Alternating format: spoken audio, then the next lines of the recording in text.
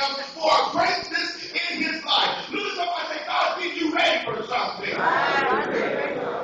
That's why you had the experience that you had. You've been where you've been. You know what you've done because God has bring you to a place. Now look, I know under the risk that I'm only speaking to some people on here in here today. But if this is you, you're going to be blessed because you've been through some things that you can't tell nobody else about. And you're trying to figure out how you're going to come out of this or if your life is always going to go along in this trend. And I come to tell you that God has a greater plan for you because he can bring you out of darkness into the marvelous light to show forth the praises of the King. Somebody say hallelujah.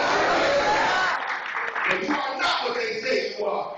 You are what God says that you are. You can do what God says you can do. The impossible is possible. Now, even though David's name means love, little did they know that the number 8, somebody say 8. 8 means one who abounds in strength. So though his name meant love, he has some power behind his name.